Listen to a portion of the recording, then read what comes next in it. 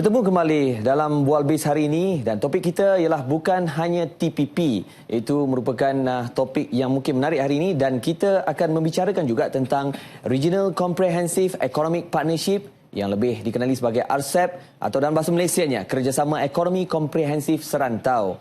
Dalam RCEP ini yang melibatkan 16 buah negara, 10 negara yang menganggotai ASEAN dan 6 negara lain seperti China, Korea Selatan, Jepun, India, Australia dan juga New Zealand. Yang menariknya juga Malaysia juga merupakan salah satu wakil negara dalam RCEP. Skop rundingan RCEP ini merupakan perdagangan barangan, perdagangan perkhidmatan dan antara lain lagi perdagangan elektronik serta perusahaan kecil dan sederhana. Persoalannya, mampukah RCEP ini memberikan pulangan ekonomi yang baik untuk negara dan juga mampukah ia menggantikan TPP? Bersama dengan kita selepas ini yang berbahagia Datuk Ravindran Palaniappan, bekas pengarah kanan Kerjasama Integrasi Ekonomi ASEAN. Selepas ini.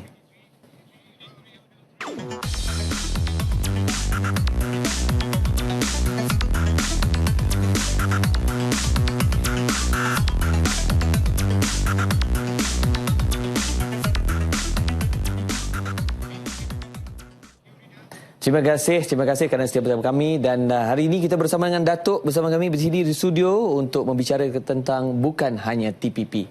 Datuk, mungkin Datuk boleh ceritakan sedikit tentang bagaimana penyertaan 6 negara luar terutama China dalam RCEP boleh memainkan peranan meningkatkan perdagangan Malaysia serta ASEAN, Datuk. Terima kasih Syarin kerana jemput saya kepada segmen Biz Malaysia. Ya. Tidak boleh dinafikan bahawa RCEP ini adalah amat penting bagi negara Malaysia. Kita lihat kepada beberapa faktor dulu. RCEP ini melibatkan 50% daripada jumlah penduduk dunia. Ya. Dan juga negara-negara RCEP ini menyumbang 30% kepada output dunia. Ya. Dan jumlah perdagangan negara-negara RCEP ini adalah 30% daripada jumlah perdagangan dunia juga adalah yang melibatkan negara-negara RCEP. Jadi 16 negara. Dan bagi Malaysia, kalau kita lihat jumlah perdagangan Malaysia sekarang, 65% jumlah perdagangan Malaysia adalah dengan negara-negara RCEP. Ya. Di mana kalau 27% adalah dengan negara-negara ASEAN dan yang lain adalah dengan lain-lain anggota RCEP. Jadi RCEP bagi saya adalah penting dan kita juga perlu mengambil kira bahawa 16 negara ini adalah negara-negara yang mempunyai pertumbuhan ekonomi yang pesat. Ya. Kalau kita lihat kadar pertumbuhan ekonomi yang diramalkan bagi ASEAN dari tahun 2017 hingga 2021, ASEAN secara purata akan mencatatkan pertumbuhan ekonomi 5.1%. Ya. Manakala India akan mencatatkan pertumbuhan ekonomi 7% dan China mungkin di antara 6.5 hingga 7%. Jadi semua negara ini mempunyai pertumbuhan ekonomi yang amat pesat. Jadi peluang bagi negara Malaysia untuk mempertingkatkan bukan saja ekspor negara tetapi juga untuk mempertingkatkan pelaburan Malaysia di luar negara-negara ini adalah amat luas. Dan bagi saya, sebab itulah saya rasa Malaysia harus memberi keutamaan sekarang supaya untuk mengutamatkan, kalau boleh, memberi prioriti untuk mengutamatkan rundingan RCEP ini pada hujung tahun ini. Dan ini ia akan membawa banyak faedah pada negara bukan saja Malaysia tapi juga negara-negara ASEAN yang lain. Bagi saya RCEP tapi seperti yang disebutkan tadi, RCEP ini bukan satu pengganti kepada TPPA. Saya berpandangan bahawa TPPA juga adalah penting sebab negara-negara yang terlibat dalam TPPA seperti Amerika Syarikat adalah juga pasaran utama bagi ekspor Malaysia. Jadi kita tidak boleh menyatakan bahawa TPPA itu tidak penting. Sedih sebab negara Amerika Syarikat telah menarik diri daripada TPPA, tetapi bagi saya kita perlu mengadakan engagement dengan Amerika Syarikat. Bukan saja Malaysia tapi semua negara perlu meningkatkan engagement dengan untuk meyakinkan pentadbiran baru di bawah Presiden Trump supaya mengkaji semula pendirian beliau sama ada untuk supaya beliau boleh meneruskan pelaksanaan TPP. Ya. Tadi kita berbalik tentang negara China, Datuk. China merupakan kuasa besar dalam ekonomi ASEAN ini juga. Adakah China mampu mengisi kelompokan perdagangan di ASEAN yang ditinggalkan oleh Amerika Syarikat ni? Saya tidak boleh dinafikan bahawa China boleh mengisikan kelompokan yang ditinggalkan oleh Amerika Syarikat. Ada beberapa sebab. Negara China adalah kuasa ekonomi yang kedua terbesar di dalam dunia. Negara China juga sekarang melaksanakan beberapa inisiatif seperti OBOR, One Belt, One Road, dan juga Maritime Silk Road Initiative.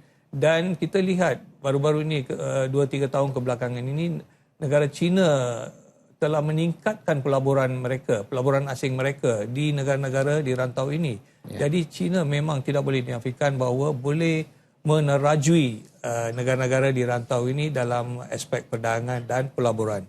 Tapi bagi saya, kita harus, negara-negara ASEAN harus memainkan satu peranan supaya meyakinkan Amerika Syarikat untuk mengkaji semula dasar mereka. Sebab bagi Amerika, ASEAN juga adalah amat penting. Saya boleh bagi beberapa contoh. Jumlah perdagangan Amerika Syarikat dengan negara-negara ASEAN adalah 225 bilion dolar setahun. Di mana 100 bilion adalah ekspor Amerika Syarikat kepada pasaran ASEAN. Dan ini ASEAN merupakan satu pasaran utama bagi Amerika Syarikat. Pada masa yang sama kita lihat jumlah pelaburan Amerika Syarikat di rantau ini, kalau saya melihat kepada angka statistik tahun 2010 hingga 2015, 80 bilion dolar Amerika telah dilaburkan oleh syarikat-syarikat Amerika di rantau ASEAN. Satu angka besar. Satu angka besar. Kalau kita ambil stok, kalau ikut stok adalah hampir 250 bilion US dollar dari segi stok pelaburan Amerika Syarikat di rantau ini. Dan saya juga menyatakan bahawa 70% daripada 130 syarikat Amerika yang disenaraikan dalam Forbes 500 mempunyai pelaburan di rantau ini. Dan kita boleh lihatlah beberapa contoh saya boleh bagi syarikat-syarikat besar gergasi Amerika yang mempunyai operasi di sini. Dan baru-baru ini kita lihat survey yang telah dijalankan oleh AmCham ataupun American Chamber of Commerce menyatakan bahawa semua syarikat Amerika yang mempunyai pelaburan atau mempunyai operasi di rantau ini mempunyai rancangan untuk memperluaskan lagi pelaburan mereka. Jadi siapakah yang akan kehilangan nanti? Adakah pentadbiran Amerika akan mengabaikan kepentingan syarikat-syarikat ini? Jadi saya rasa bagi saya, walaupun Amerika Syarikat telah menarik diri daripada TPP, saya berpandangan bahawa pentadbiran Amerika masih akan melihat kepada ASEAN sebagai satu rakan strategik dan rakan penting dalam perdagangan, dan bukan saja dari segi perdagangan dan pelaburan, tetapi dari segi geopolitik. Dan baru-baru ini saya telah membaca satu artikel yang dikeluarkan oleh Center for Strategic and International Studies di Amerika Syarikat, di mana mereka telah membuat beberapa pendirian untuk merayu kepada pentadbiran Trump supaya jangan mengabaikan rantau ASEAN ataupun Asia yang merupakan kawasan yang amat penting bukan saja dari segi perdagangan dan pelaburan kepada syarikat-syarikat Amerika, tetapi juga dari segi geopolitik. Jadi bagi saya, walaupun China mampu mengisi kelompongan, tetapi saya berpandangan bahawa negara-negara ASEAN dan juga sektor swasta di rantau ASEAN dan juga di Amerika Syarikat mengadakan lobby kepada pentadbiran Trump supaya mengkaji semula dasar perdagangan yang akan diamalkan oleh Presiden Trump ini. Ya, Datuk. Kalau dilihat sekarang, keputusannya Amerika Syarikat jelas menarik diri. Jadi bagaimanakah pandangan ataupun pandangan Datuk mengenai sekiranya Amerika memang sudah menarik diri? Adakah kita masih perlu untuk mengharapkan TPP ini dan kita beralih kepada RCEP ni, boleh fokus pada RCEP ni tadi? Pandangan saya adalah bahawa kita harus memberi tumpuan kepada RCEP. Bukan sebab Amerika Syarikat telah menarik diri daripada TPP, tak. Saya berpandangan bahawa RCEP ni adalah amat penting. Jadi tumpuan kita, prioriti kita buat masa ini adalah untuk mengutamakan RCEP.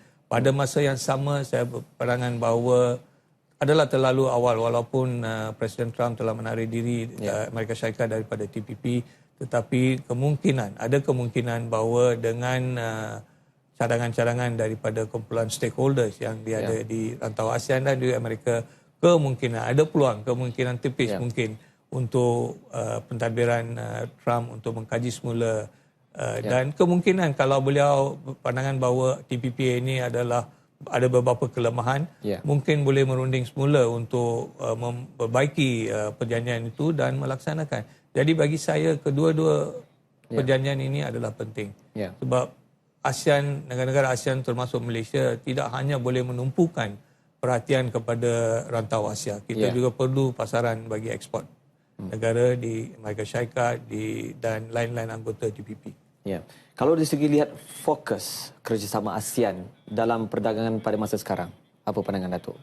Fokus ASEAN saya percaya adalah untuk melaksanakan apa yang telah dijanjikan oleh semua negara-negara anggota ASEAN, iaitu di bawah Pelan Tindakan Ekonomi ASEAN 2025. Kita telah mengadakan lebih 125 strategic measures dan mempunyai 500 lebih action line. Jadi kita perlu melaksanakan action line ini untuk memperkukuhkan ekonomi negara ASEAN. Sektor swasta ini membuat rancangan berdasarkan apa yang telah dirancangkan oleh negara-negara ASEAN. Kita ada satu pelan tindakan ekonomi dan mereka akan menggunakan pelan itu sebagai satu benda yang penting dalam perancangan mereka untuk sama ada memperluaskan operasi mereka di Malaysia ataupun di lain-lain negara dan sebagainya. Jadi negara ASEAN harus melaksanakan. Yang kedua saya rasa adalah negara-negara ASEAN harus memberi perhatian kepada fasilitasi perdagangan, bukan banyak sangat kepada liberalisasi. Kita fasilitasi perdagangan sebagai contoh sahaja. Ada syarikat-syarikat micro, small and medium enterprise mengadu bahawa untuk mendaftarkan produk-produk makanan untuk ekspor ke negara-negara di rantau ini, mereka menghadapi banyak kesulitan. Datuk, boleh kita rehat seketika? Okey, boleh. Jadi kita akan sambung nanti. Jangan ke mana-mana, kita berehat seketika. Kita bertemu kembali. Datuk, tadi kita sambung semula tentang fokus kerjasama ASEAN dalam perdagangan masa sekarang. Tadi Datuk menyentuh tentang small medium enterprise yang tidak mampu menggunakan perkhidmatan konsultan. Mungkin Datuk boleh sambung lagi bagaimana pandangan Datuk? Bagi saya, fasilitasi perdagangan adalah penting. Jangan terlalu tumpu kepada liberalisasi walaupun ada beberapa aspek ekonomi di mana kita harus berusaha untuk membuka kepada pelaburan asing. Tetapi buat masa ini kalau kita lihat 90%, lebih 90% daripada enterprise di ASEAN ini adalah melibatkan micro, small and medium enterprises. Dan bila mereka nak ekspor bahan-bahan produk-produk makanan ke negara, kita nak sebut negara-negara lah, tapi kata di rantau ini, berapa mereka menghadapi banyak masalah. Ada kala mengambil masa 6 bulan hingga setahun untuk mendaftar untuk mengekspor. Sebab itu kita buat masa ini setiap negara mempunyai peraturan domestik yang tersendiri.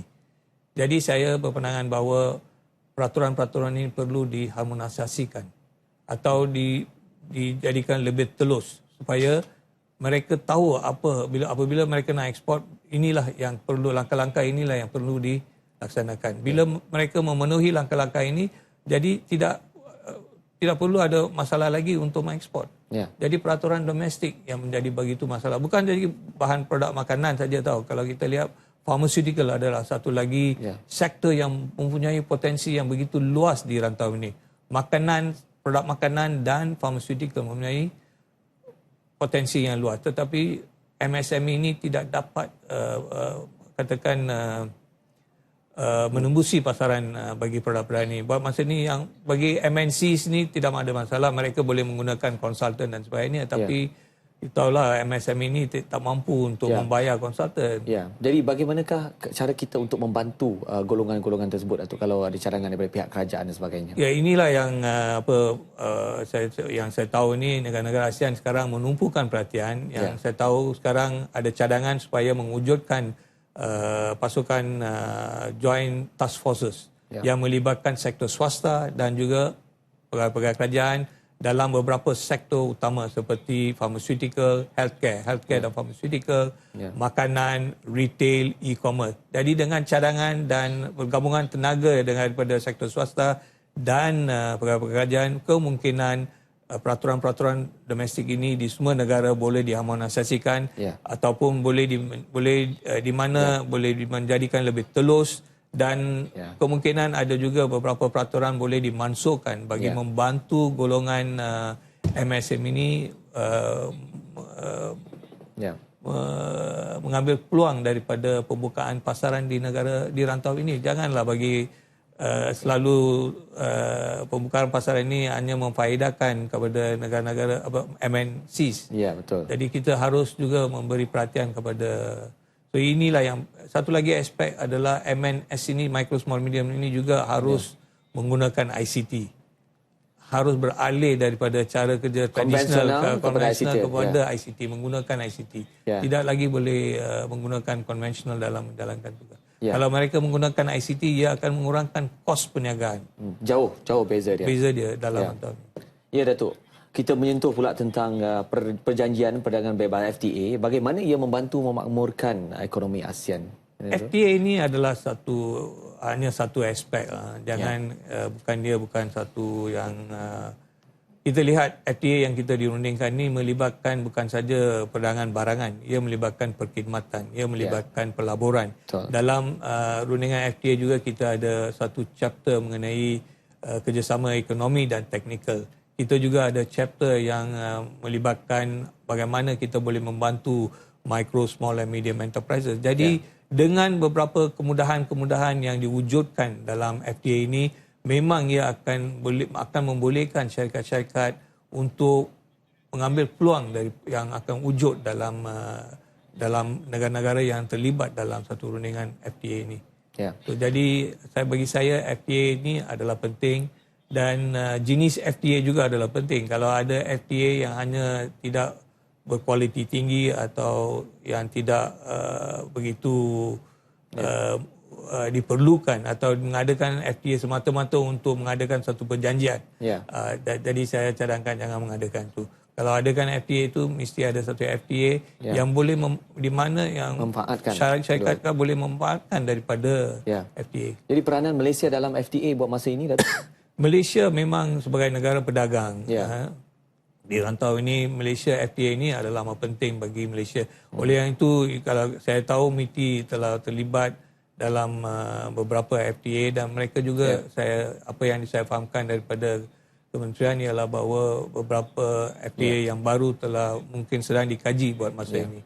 Jadi cadangan saya adalah supaya Malaysia harus mengkaji dan tengok mana-mana negara di mana Malaysia mempunyai hubungan yang lebih luas dari segi perdagangan dan pelaburan dan kita kaji sama ada kita memerlukan FTA atau tidak. Kita harus meneruskan dengan FTA. Jadi Datuk, kita berbalik tentang RCEP tadi. Tidak semua negara yang menganggoti melibatkan di dalam RCEP ini bersetuju tentang tarif. Jadi mungkin Datuk boleh jelaskan sikit tentang perkara itu. RCEP ni, rundingan ni masih diteruskan dan tarif tu hanya satu aspek. Saya sebutkan dalam rundingan RCEP ni ada 18 kumpulan kerja. Bukan tarif memang sebab modaliti bagi tarif ini memang agak sukar sebab ia melibatkan dua negara gegasi yang besar iaitu negara China dengan negara India. Jadi mereka tidak mempunyai FTA. Kalau ASEAN mempunyai FTA dengan semua negara, 6 negara itu. Jadi tak ada masalah. Tetapi China dengan India ini tidak ada FTA. Jadi sejauh manakah mereka boleh melebelasasikan tarif dengan mengambil kira domestic sensitivity. Itulah menjadi satu perkara dan saya yakin bahawa perkara ini boleh diselesaikan. Sebab bukan kita harus jangka masa yang lebih panjang boleh diberi untuk mengurangkan atau memansuhkan duty. Jadi dengan itu kita boleh mencari penyelesaian. Baik Datuk. Jadi jangan ke mana-mana, kita ikuti prestasi papan dagangan bursa dan tukaran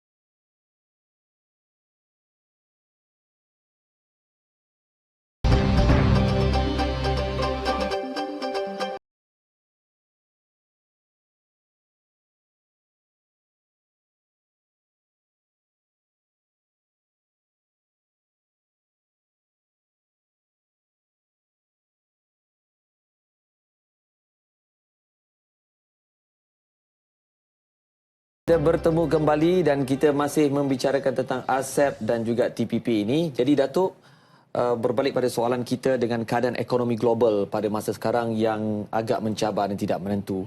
Bagaimanakah survival Malaysia dan ASEAN dalam sektor perdagangan ini, Datuk? Ya, memang tidak boleh dinafikan bahawa keadaan ekonomi global ni amat mencabarkan. Jadi bagi survival ASEAN dan juga Malaysia, satu aspek yang saya telah sebut tadi ialah supaya memuktamadkan dan melaksanakan RCEP. Sebab ia akan banyak membawa faedah kepada negara-negara Malaysia dan juga negara ASEAN. Yang pertama. Yang kedua, dari segi Malaysia, saya rasa kita juga harus menumpukan perhatian kepada pembangunan sumber manusia, human resource development. Baru-baru ini kita juga mendengar bahawa YB Perdana Menteri menyebutkan bahawa adalah tidak salah kalau kita menguasai 3 atau 4 bahasa asing.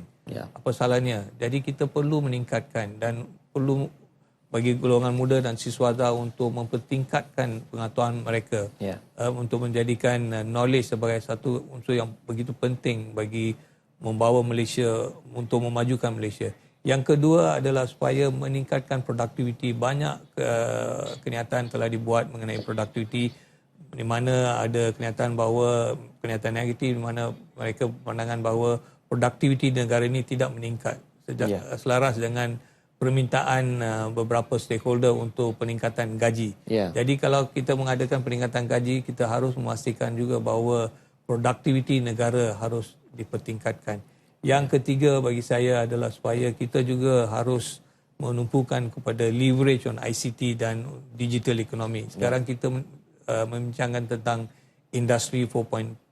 Jadi kalau kita nak beralih kepada industri 4.0, ada ICT dan digital economy adalah amat penting. Jadi inilah beberapa perkara yang di mana kita perlu memberi prioriti dan perhatian sebagai untuk mengatasi kecabaran keadaan global dunia pada masa ini. Dan juga seperti saya katakan, saya berharap bahawa TPPA boleh dilaksanakan dan kalau ia dapat dilaksanakan, kemungkinan TPPA dan RCEP ini juga boleh menjadi pathway kepada apa yang sedang dibincangkan di bawah APEC sekarang, di mana mereka mencadangkan supaya mewujudkan FTAAP ataupun kawasan perdagangan bebas Asia Pasifik yang melibatkan lebih banyak negara. Jadi inilah beberapa aspek di mana kita perlu memberi perhatian sekarang. Tadi Datuk ada menyebut tentang rundingan RCEP ni masih berlangsung. Jadi adakah persetujuan boleh kita perolehi pada tahun ini? Rundingan itu boleh dimuktamadkan pada tahun ini, Datuk? Cadangan adalah untuk memuktamadkan rundingan pada tahun ini. Saya telah menyatakan banyak kali bahawa kita menamatkan rundingan. Kalau perlu mengkaji semula untuk memperbaiki RCEP dalam setahun atau 2, kita boleh berbuat demikian. Janganlah tunggu sampai menjadi satu perjanjian yang itu begitu ideal bagi semua negara, memang kita tak dapat capai. Jadi cadangan saya adalah supaya negara-negara mengambil sikap yang lebih praktikal, lebih realistik dan memuktamadkan perjanjian dengan apa yang ada atas meja buat masa ini. Jadi kalau kita memerlukan perubahan atau beberapa tambahan nilai tambah kepada perjanjian, kita boleh buat masa review. Ini bukan satu perjanjian yang statik. Mana ada FTA yang statik, kita selalu mengadakan review. Dalam review kita boleh membincang dan boleh memperbaiki kelemahan-kelemahan yang ada. Tapi jangan bagi saya adalah tidak not practical lah bagi membiarkan rundingan itu teruskan. Kalau kita membiarkan saja, mungkin dalam 5 tahun yang akan datang pun kita tak dapat memuktamadkan. Jadi saya mencadangkan supaya mengambil satu pendirian yang lebih realistik dan praktikal dan menamatkan perjanjian pada tahun ini. Mungkin harapan Datuk dalam... Saya yakin rundingan ini boleh ditamatkan tahun ini. Jadi kita melihat dari segi saranan Datuk tadi mengharapkan bahawa RCEP boleh dimuktamadkan pada tahun ini, dan ada jangkaan waktu, Datuk? Ada jangkaan waktu? Mungkin hujung tahun lah. Kemungkinan kita habiskan rundingan. Kali habiskan rundingan dan mungkin selepas itu mungkin mengambil 1 atau 2 atau 3 bulan untuk mengadakan legal document. Itu perjanjian itu boleh ditandatangani tahun hadapan, tetapi at least Kurang-kurangnya kita harus menamatkan rundingan teknikal pada tahun ini. Ya, jadi terima kasih Datuk. Terima kasih, jadi ya, jelas di sini bahawa sama ada RCEP ataupun TPP merupakan kedua-dua merupakan adalah satu penting bagi kita untuk memperhebatkan ekonomi kita, dan kita melihat bahawa RCEP ini perlu kita fokus dan terus kita ambil sebagai satu ruang untuk kita meningkatkan ekonomi kita. Jadi terima kasih Datuk kerana sudi bersama kami dalam BIS Malaysia pada petang ini. Menarik esok dalam Bual BIS bersama tetamu Puan Zuraida Muhammad Zakari bagi membincangkan topik mengenai tip-tips pelaburan saham. Jika anda mempunyai cadangan topik menarik untuk dibincangkan, sila maklumkan kepada kami di Facebook, Twitter dan Instagram BIS Malaysia seperti tertera. Saya Syarin Yusri. Assalamualaikum dan salam sejahtera.